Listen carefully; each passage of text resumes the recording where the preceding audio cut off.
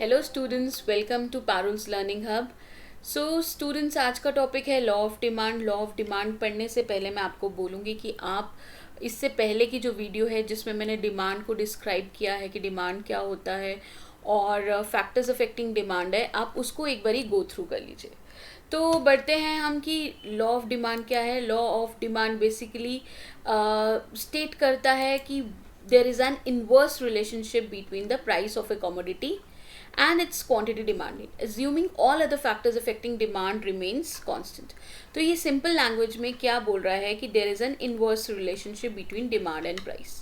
ठीक है, अब जो ये फैक्टर्स हैं, assuming all other factors affecting demand remains constant, ये फैक्टर्स मैं अभी नेक्स्ट स्लाइड में आपको बताऊंगी। ठीक है, तो ये क्या बोलता है, it means that when the price of a good falls the demand for the good rises. इसका मतलब जैसे ही किसी प्रोडक्ट की प्राइस फॉल होती है ऐसे ही उसकी डिमांड बढ़ती है। ठीक है, when the demand for good rises and when the prices of the good rises, मतलब जब प्राइस बढ़ती है तो उसकी डिमांड फॉल करती है। तो हम कह सकते हैं ना, डिमांड और प्राइस में there is an inverse relationship, right. So students, जो आप यहाँ पर देख रहे हो, तो यहाँ पर आपको स्क्रीन में दिख रहा है कि लॉ ऑफ डिमांड बेसिकली क्या कहता है। ये एक्सप्लेन हम कर सकते हैं by this demand schedule and with demand curve. आप यहाँ पर देख रहे हो कि जैसे price, this is P X is the price of a particular product X, और ये उसकी डिमांड है। जैसे जैसे प्राइस उसकी कम हो रही है ना, वैसे वैसे इसकी डिमांड बढ़ रही है। आप देख रहे हो, जब उसकी किसी प्रोडक्ट की प्राइस थी ₹5 तो उसकी quantity demanded was 100। When it is 4 then the quantity demanded became 200। When it is 3 then become the 300, so on. So आप देख रहे हो, जैसे किसी प्रोडक्ट की प्राइस जो है वो बढ़ती है तो डिमांड कम होती है, और जैसे ही किसी प्रोडक्ट की प्राइस कम होती है तो डिमांड बढ़ती है ना। तो इसीलिए जो आपका डिमांड कर्व है, जो डिमांड कर्व है हमारा, वो स्लोप करता है नेगेटिवली। ठीक है, आप देख रहे हो डाउनवर्ड स्लोपिंग है। ठीक है, डाउनवर्ड स्लोपिंग है, नेगेटिवली स्लोप है, और पॉजिटिव स्लोप कैसा होता है, ऐसा। नेगेटिव कैसा होता है, ऐसा। तो हम बोलेंगे law of demand is negatively slope. It moves from left to right, right? Because there is an inverse relationship between demand and price. Simple सा है। Then guys, what are the assumptions of law of demand? Number one assumption is no change in the consumer taste and preferences। जो अभी पिछली slide में मैंने आपको बोला था ना, all factors remain constant, वो यही फैक्टर्स हैं। जैसे कंज्यूमर के टेस्ट और प्रेफरेंस में कोई चेंज नहीं होना चाहिए। वो जिस चीज़ की जैसे कोई नया ट्रेंड वैसा कुछ नहीं आया, टेस्ट प्रेफरेंस सेम रहेंगी। Price of other products, other product की बात कर रही हूँ तो यहाँ पर मैं सब्सटीट्यूट गुड्स की बात कर रही हूँ और मैं कॉम्प्लीमेंट्री गुड्स की बात कर रही हूँ। मतलब इन दोनों के प्राइसेस में कोई भी चेंज नहीं आएगा। ये कुछ एजम्पशंस हैं जो एज इट इज़ ही हमने लेनी है। दो, no change in the size of population, population है उसके साइज में कोई चेंज नहीं आया। No change in the demographic profile. ठीक है, no expectation for change in the price in the future, और आप कोई भी फ्यूचर चेंज नहीं एक्सपेक्ट कर रहे हो किसी भी प्रोडक्ट में। फॉर एग्जाम्पल, अगर आप एज्यूम करते हो कि पेट्रोल के जो प्राइसेस हैं, ठीक है, वो बढ़ जाएंगे कल, ठीक है, कल से, तो मैं आज ही पेट्रोल की डिमांड को बढ़ा लूँगी, आज ही अपनी टैंक को फुल करा लूँगी। ठीक है, तो मैंने मैन्युपुलेट किया ना डिमांड को। तो यहाँ पर वो चीज़ नहीं होनी चाहिए। That means no expectation in the change for the change in the prices in the future. Then consumer income remains constant, कोई भी चेंज नहीं आना चाहिए कंज्यूमर की इनकम में, क्योंकि आपको पता है जैसे कंज्यूमर की इनकम बढ़ती है, अगर यहाँ पे मैं इनकम लूँगी और यहाँ क्वांटिटी डिमांडेड लूँगी, तो जैसे जैसे इनकम बढ़ेगी मेरी क्वांटिटी डिमांडेड बढ़ती जाएगी, है ना, ऐसे बढ़ेगा, पॉजिटिव स्लोप आएगा। तो वो नहीं यहाँ पर एजम्पशन किया है कि भाई कंज्यूमर की इनकम जो है वो सेम रहेगी।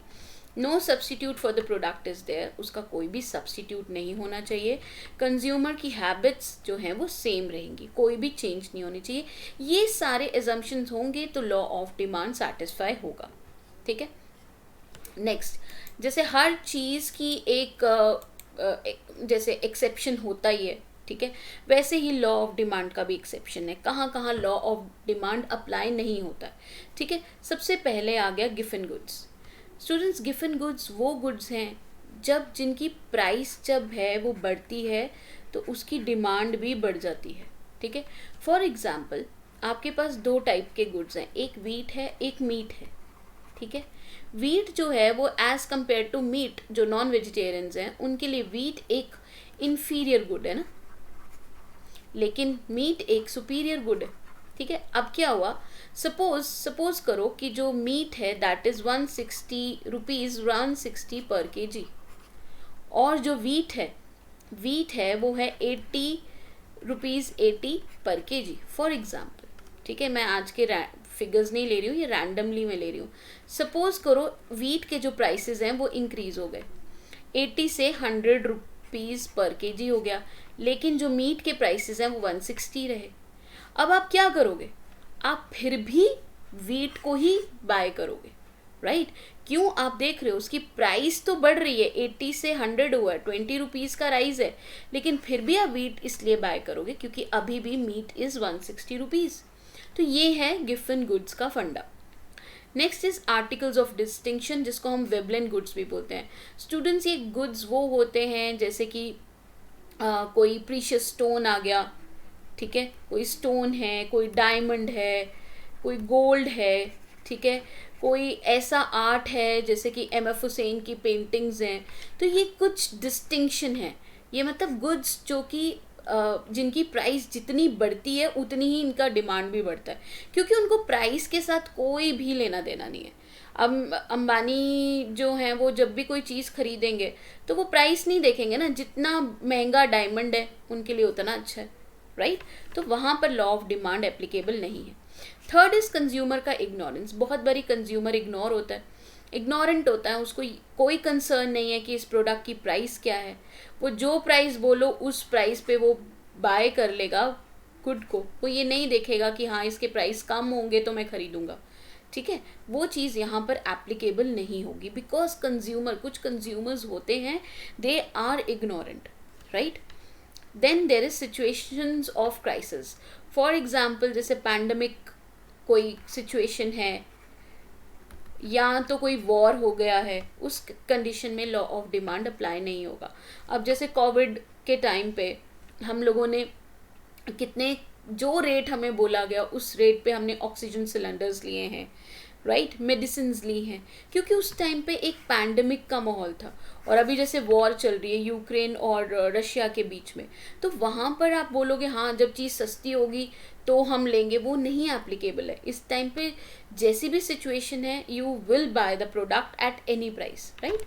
और फिफ्थ इज हैबिचुअल गुड्स। कुछ गुड्स ऐसी होती है जिसकी हमें हैबिट होती है, लाइक अगर किसी को आदत है कि वो सिगरेट पीता है, ठीक है, तो वो सिगरेट का पैकेट चाहे 50 रुपये का है, चाहे 100 का है, चाहे 150 का है, वो बाय करेगा ही करेगा। क्यों? क्योंकि उसको हैबिट है। किसी को कॉफ़ी पीने की आदत है तो वो ये नहीं देखेगा कि कॉफ़ी का प्राइस क्या है, वो उसको बाय करेगा चाहे उसकी प्राइस कोई भी हो। तो यहाँ पर again law of demand applicable नहीं है। Then last one is fashion and trend, ठीक है। जब हम फैशन की बात करते हैं तो हम प्राइस वहाँ पर भूल जाते हैं, ठीक है। आज जो है बुलेट बाइक का फैशन है, ठीक है, तो हम वहाँ पे प्राइस को इग्नोर कर रहे हैं क्योंकि भाई फैशन है, ठीक है, ट्रेंड है ये, तो वहाँ पर भी लॉ ऑफ डिमांड एप्लीकेबल नहीं होगा। तो स्टूडेंट्स ये थी कुछ exceptions. Now what are the causes of law of demand.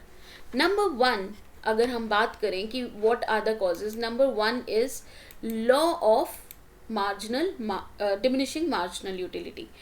Law of diminishing marginal utility ये बोलती है कि जैसे हम इंक्रीज करते जाते हैं किसी प्रोडक्ट का कंजप्शन, वैसे वैसे उसकी यूटिलिटी मतलब सेटिस्फेक्शन, वो कम होती जाती है। यूटिलिटी का क्या मतलब होता है? सेटिस्फेक्शन। सपोज आपके पास यहाँ पर 5-6 आइसक्रीम्स है, आपने जब फर्स्ट आइसक्रीम खाई आप बहुत खुश होके खाई, दूसरी आइसक्रीम थी स्टिल आप बड़े खुश हो गए, थर्ड भी आपने खुश होके खा ही ली, फोर्थ आपने बोला कि मैम अब बस कर दो और नहीं खाई जाएगी, फिर भी मैं बोल रही हूँ चलो फिफ्थ भी खाओ, आप बोल रहे हो मैम अब पॉसिबल ही नहीं है खाना, पर फिर भी आपने खा ली। जब आपने सिक्स खाई तो आपसे खाई नहीं गई और हो सकता है आप वॉमिट कर दो या आपका पेट खराब हो जाए। इसका मतलब है as we keep on increasing the goods, जो मार्जिनल यूटिलिटी है वो डिक्लाइन होना शुरू हो जाती है। इसीलिए इसका नाम भी है diminishing marginal utility, right. Then another cause is substitution effect. अब सब्स्टिट्यूशन इफेक्ट में you know there are basically two types of goods, one is your substitute goods, ठीक है ना, और other one is your complementary goods. तो हम अगर substitute goods की बात करते हैं, सपोज कोक और पेप्सी की बात करते हैं, तो मैं यहाँ पर बोल रही हूँ अगर कोक की प्राइस को बढ़ा दोगे तो क्या होगा, लॉ ऑफ डिमांड अप्लाई करो जल्दी से, तो डिमांड कम हो जाएगी। इसकी डिमांड कम होएगी तो पेप्सी की डिमांड तो बढ़ेगी ही बढ़ेगी ना, क्योंकि हमें कुछ ना कुछ तो लेंगे ना हम, राइट। सो इसीलिए जो है आपका लॉ ऑफ डिमांड जो है वो नेगेटिवली स्लोप करता है। Then comes the income effect. Income effect ये बोलता है कि अगर किसी भी प्रोडक्ट की अगर प्राइस जो है वो कम हो जाती है, ठीक है, तो इसका मतलब है जो आप पहले पैसे खर्च रहे थे वो अब कम खर्चोगे, आपकी इनकम कम स्पेंड होगी। अब वो जो बची हुई इनकम है वो उससे आप और गुड्स ले सकते हो ना। तो दैट्स वाई जो आपकी लॉ ऑफ डिमांड है वो इस तरीके से फिर से डिमांड उसकी बढ़ जाएगी, है ना, डिमांड ज़्यादा हो जाएगी और वो नेगेटिवली स्लोप होगा। Next is your additional customers. देखो जैसे ही किसी प्रोडक्ट की प्राइस कम होती है ना, तो उसकी मार्केट में जो रीच होती है ना वो बढ़ जाती है, वो बहुत बढ़ जाती है। देखो पहले जब नए नए फ़ोन्स आए थे तो कुछ ही सेक्शन ऑफ सोसाइटी के थे जो उस मोबाइल फ़ोन को बाय कर पाते थे, बट अब आपके पास रेंज देखिए 1100 से लेके स्काई इज़ द लिमिट, जितने मर्जी आप देख लो, लाख तक का फ़ोन है और उसके बीच में भी फ़ोन्स हैं, ठीक है। तो जिसको जैसा सूट करता है वैसा वो बाय करेगा। तो उससे क्या हो रहा है, 1100 का अगर सेल फ़ोन है तो जो आपके कस्टमर्स हैं वो बढ़ जाएंगे। इसका मतलब है अगर किसी भी प्रोडक्ट की प्राइस को कम किया जाए तो मार्केट को आप ज़्यादा कैप्चर कर सकते हो और उसकी डिमांड को इंक्रीज कर सकते हो, ठीक है ना। Last is different uses. जिस प्रोडक्ट का जितना ज़्यादा यूज़ होगा उसकी उतनी डिमांड होगी। अब यहाँ पर मैं एक एग्जांपल लेती हूँ मिल्क की, ठीक है। जो मिल्क है, सपोज अगर मिल्क के प्राइसेस जो हैं वो कम है, ठीक है। अब मिल्क के अगर प्राइसेस कम है तो आप क्या बोलोगे, मिल्क से बनने वाली चीज़ें हैं जैसे हमारे पास चीज़ आ गया, बटर आ गया, ठीक है, घी आ गया, ये हम सब घर में ही बना लेंगे। क्यों? क्योंकि उसके प्राइस कम है। क्यों बाहर से चीज़, बटर, घी या कर्ड लाएं हम, ठीक है, हम घर पे ही बना लेते हैं। लेकिन वहीं अगर प्राइस ऑफ मिल्क की जो है वो इंक्रीज़ हो गई तो हम क्या करेंगे, हम करेंगे कि भाई सिर्फ चाय बना लो और एक एक कप दूध पी लो, उसी में ही मिल्क यूज़ करो, बाकी ये सारा सामान बाज़ार से लेके आओ। क्यों? क्योंकि उसकी प्राइस जो है वो बढ़ गई है, राइट। तो ये यहाँ पर लॉ ऑफ डिमांड पे ये इसी वजह से जो आपका लॉ ऑफ डिमांड है वो नेगेटिवली स्लोप करता है। ठीक है स्टूडेंट्स, आज के लिए इतना ही है। आई होप आपको ये समझ में आया होगा। अगर समझ में आया है तो please like and subscribe my channels and I will keep forwarding more such videos. Thank you.